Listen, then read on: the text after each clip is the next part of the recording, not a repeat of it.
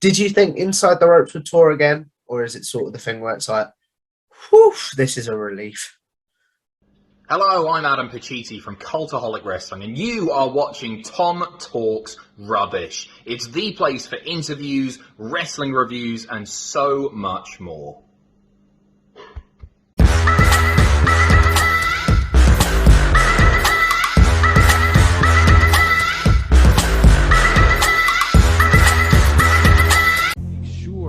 You subscribe to Tom Talks Rubbish. I highly recommend you subscribe here first. What's going on, guys? It's your boy, Tom Talks Rubbish, and stand back for another interview. This time, I'm joined by Liam Stewart, Head of Marketing and Sales for Inside the Ropes. So welcome to the show, Liam.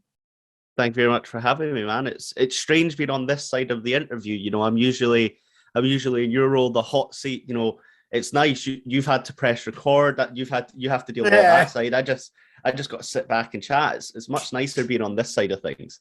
Mm-hmm.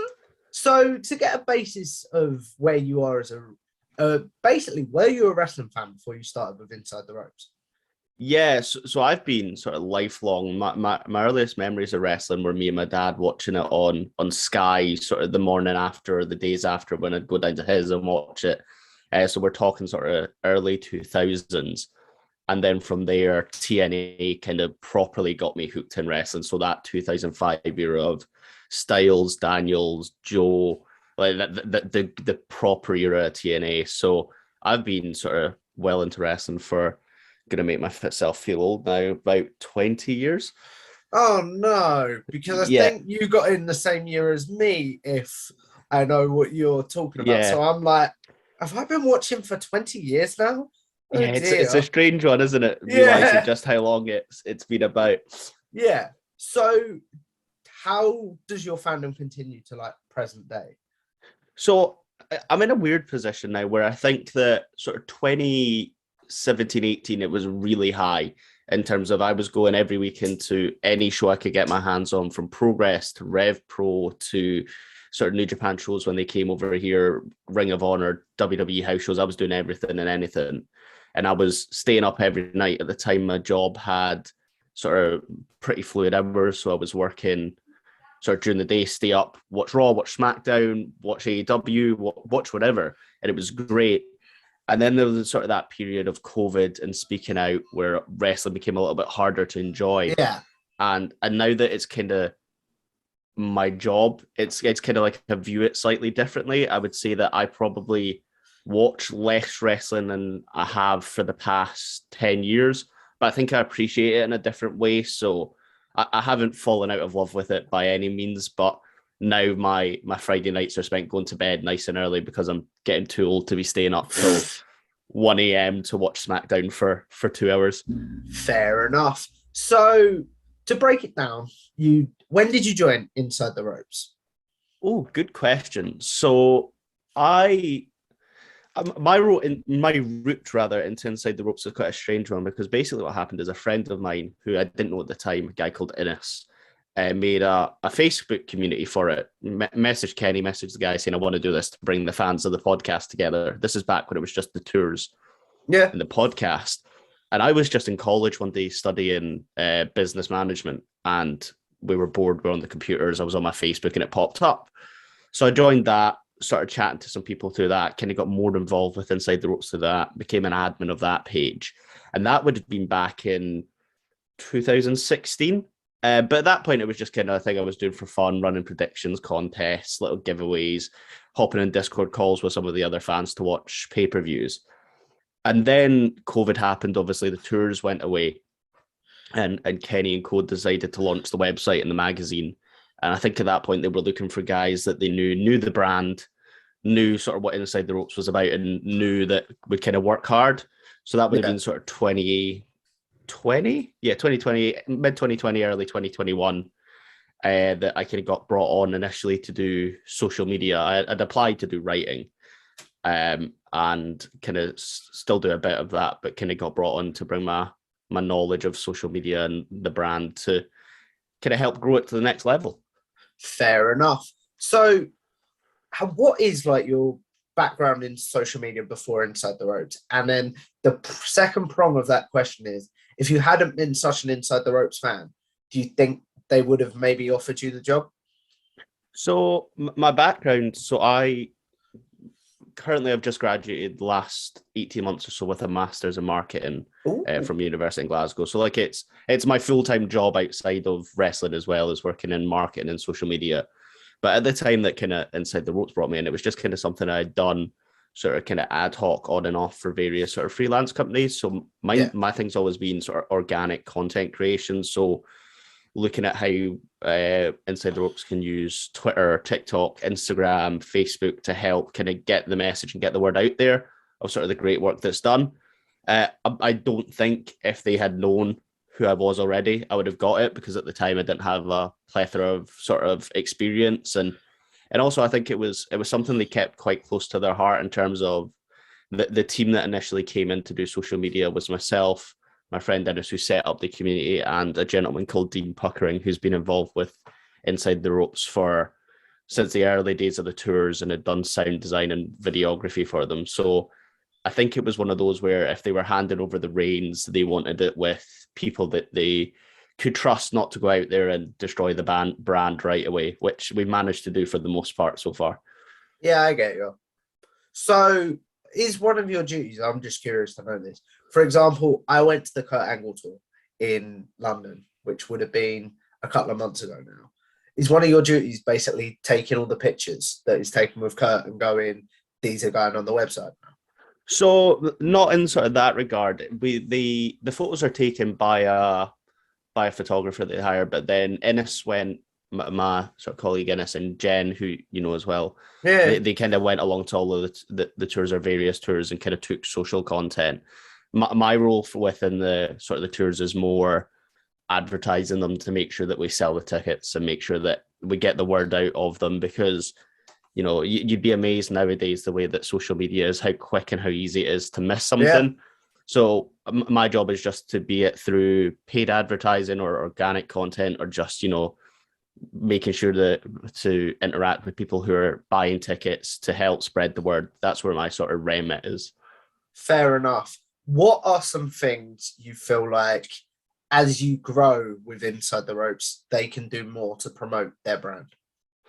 Yeah, so I think we've made sort of really good legway in how we use organic social media. But my main push for this year is I'm working with a friend of mine's called Assad, AA, who is going to help me sort of take over the TikTok wrestling scene, because I think there's a massive sort of scope there for it. And I did it myself kind of off and on, using, obviously we've got this back library of incredible tour content, the podcasts, everything like that, and just trimming it down, optimizing it for TikTok. I think we're sort of just shy of 50,000 followers, with it being sort of a secondary thought process at the moment. So I brought in a friend of mine who's really good at video editing, really gets the social need. And that's where our big push is going to be, is just helping get our content to the younger audience on TikTok, because we're good on Facebook, we're good on Twitter, we're good on Instagram. But that sort of, to use the Tory Khan line, the Dave Meltzer line, of that 18 to 24 demographic, that's really on TikTok, and that's something I'd like us to capture a bit more. Yeah, fair enough. So what is somewhere, actually, before I ask you that question, everyone that I've spoken to that works for a site has a very interesting story about how they met the owner or runner of their site. So what was your first interactions with Kenny like? Yeah, so I was panicking when you said that there. I was like, oh, do I have one? But I remember, strangely, the way that I first met Kenny, found out about Kenny, was through What Culture, Cultaholic. Yeah. But it would have been What Culture at the time, with the whole, like, the F Kenny shirts, him doing that sort of thing. And I remember I went to the What Culture show in Edinburgh, had the VIP for that, and went to go and get the photos with Pacitti, Blompe, that sort of thing. And I happened to, at the time, look quite similar to Kenny, and we were both Scottish. I can still see that now, I'm not going to lie. Yeah. It's the quiff. It's the quiff. And that kind of became a thing. And then kind of got a bit more involved with listening to that product, transitioned from that into the Inside the Ropes sort of podcasts and content. So I think like many people, my way in was kind of that What Culture revival. But the thing I'll always remember is there was a Glasgow house show of SmackDown in sort of November 2018, maybe slightly earlier. And it was the first time I was meeting Kenny properly, sort of just outside of anything. And I'm there in my Bailey I'm a Hugger shirt. And I goes, oh, hey, man, I'm a big fan. Can I grab a photo? And he goes, yeah, of course. Where do you know me from? And all I'd been saying in my head was, say Inside the Ropes. Don't say Cultaholic. Don't say You What said Culture. Cultaholic, didn't I you? panicked and I went, oh, I really like you on the What Culture videos. And I was like, Oh, no. messed it up. Because so yeah, if I'm not mistaken on that, he's not the biggest fan of his What Culture stuff, is he? no, not at all. No. Loves everyone involved at Cultaholic and the stuff there. We love those guys. Fraser, who is, we always joke that me and Innes are the B-Take Fraser Porter because we just do his job slightly worse. He's the dude, by the way. Yeah, he's the man. He's also from Edinburgh, so pre sort of him moving to Newcastle, we met up a few times to chat over some stuff. He's a lovely guy. So we love everyone at Cultaholic, but yeah, Kenny and What Culture have an interest in history. So I'm sure excited 18-year-old me panicking, going, oh, I know you from What Culture, probably set myself up for failure. Oh, no. What is some things that, I know you handle more the social media stuff, but what is something Kenny's taught you since you started it? Inside the Ropes? So much. So much. I think from the social side, we've kind of taught him a ton, which is nice.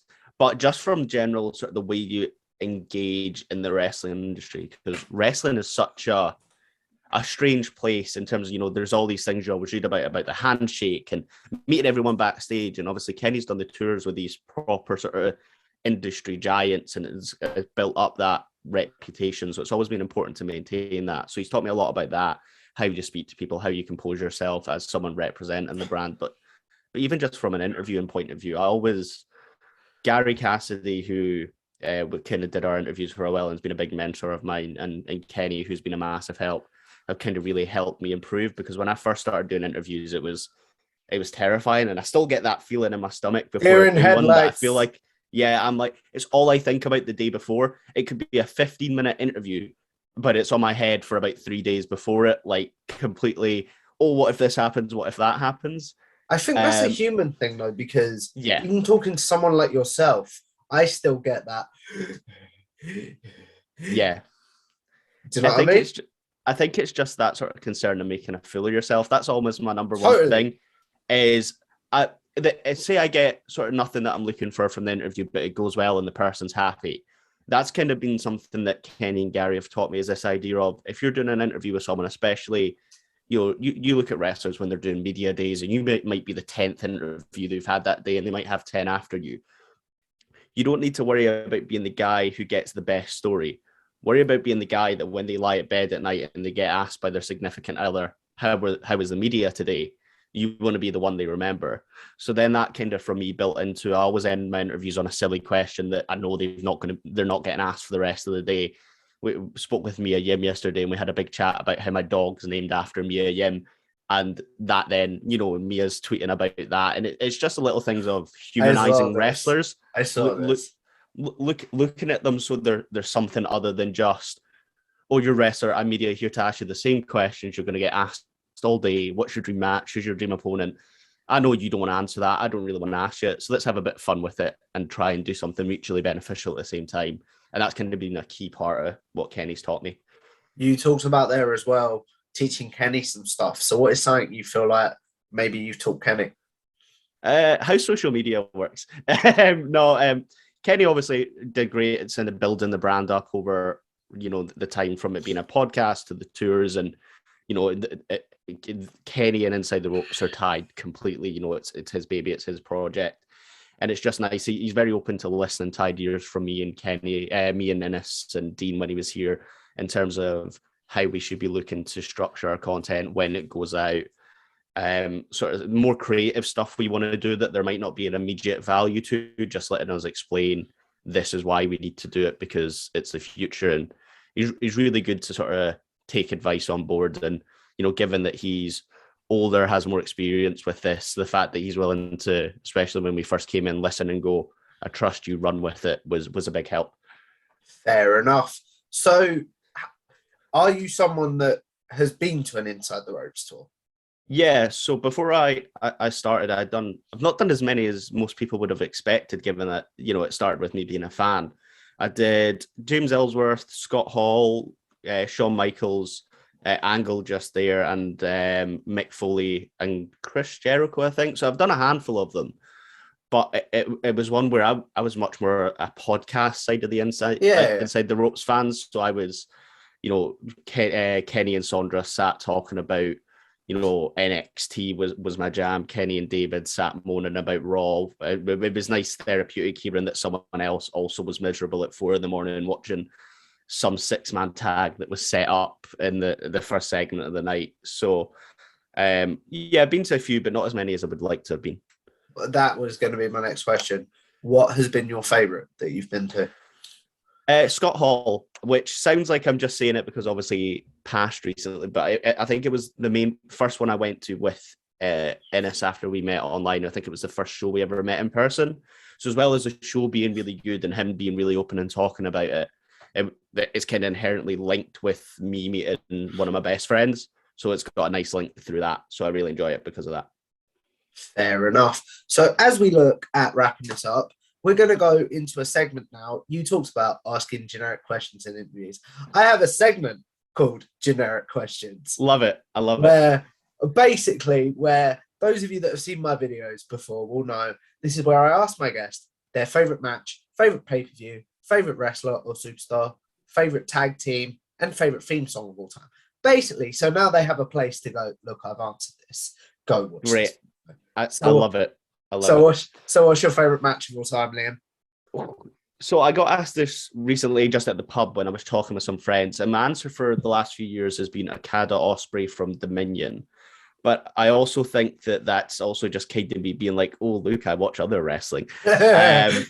Because the issue is the wrestling that I really enjoyed it tends to be wrestling I've watched live. So Ospreay, Jordan Devlin from a Progress show I was front row with, and I'm a big flippy dude. I like guys doing flips, so that was great.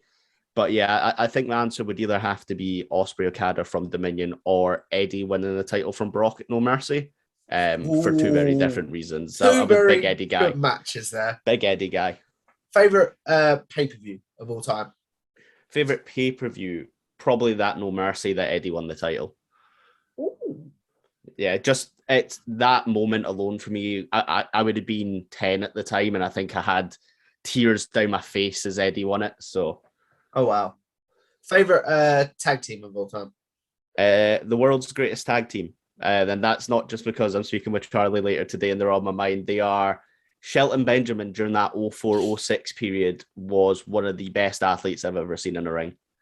He should have been champion, in my opinion. 100%. He should have taken it off bet. He should have taken it off Kurt. Yep.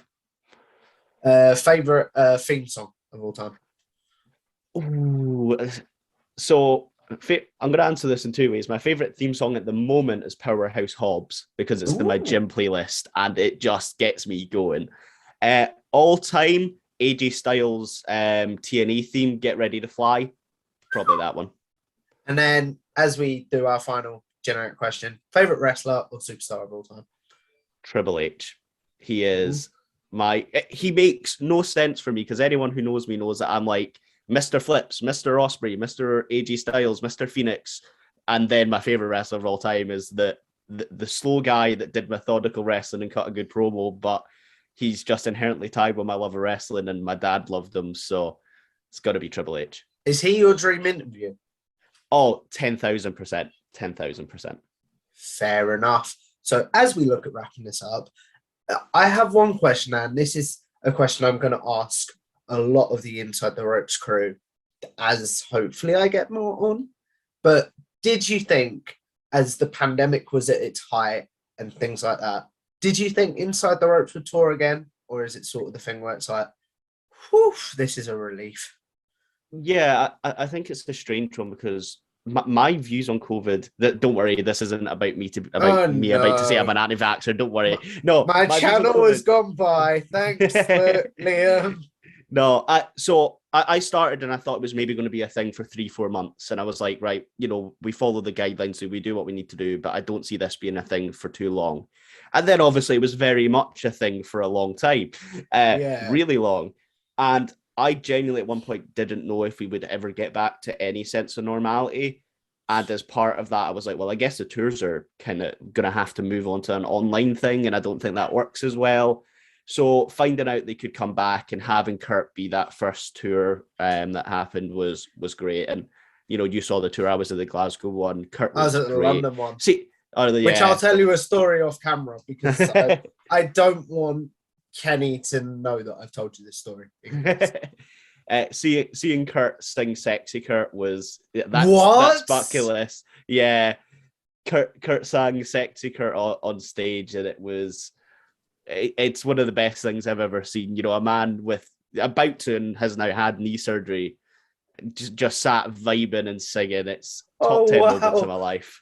I wish I was there now. But being professional, and as we look at wrapping this up, the question that I end all my interviews on is with YouTube, with podcasting, with writing, and with social media in general.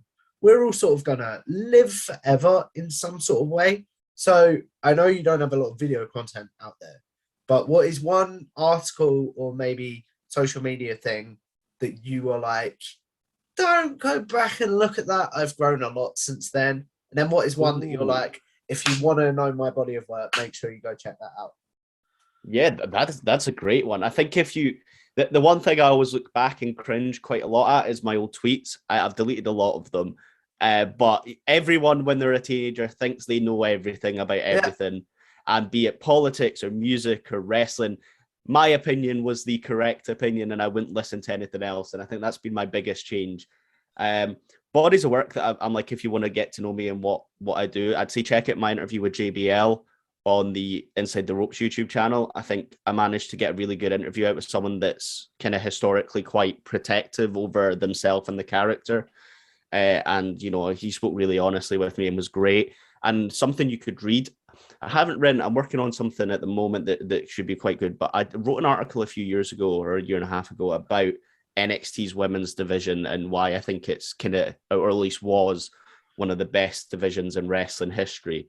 That's available on itrwrestling.com. And I think it just speaks about my passion and love for wrestling, which is something that, be it an interview or interviews I do or something I write or anything I tweet, out of anything, regardless of being right or wrong about opinions, I love this. I love wrestling. And that's what I want people to know. To be honest, man, I think that's a beautiful way to end it. So where can the good people find you, Liam, as we wrap this up? You can follow me on Twitter at Liam A. Stewart. You can follow me on YouTube. It's Liam A. Stewart. I think the URL is That Sinister Scott because I've had the YouTube channel since I was about 13, which I should probably get fixed, but I quite like it. And most importantly, make sure you head over to Inside_the Ropes on Twitter. If you see any tweets, they're me, unless you don't like the tweets, at which case blame Kenny. That's my advice. It's well, to be honest, guys, it's well worth doing. And if you guys like this video, make sure you like, share, and subscribe to Tom Talks Rubbish. Follow me on Twitter at Tom Talks Rubbish. Follow bodyslam.net for WrestleWatch and follow the WrestleWatch podcast for my show with Cassidy Haynes on bodyslam.net. And follow TTR Clips for clips from my interviews. And I will see you guys in the next interview. Bye. Bye.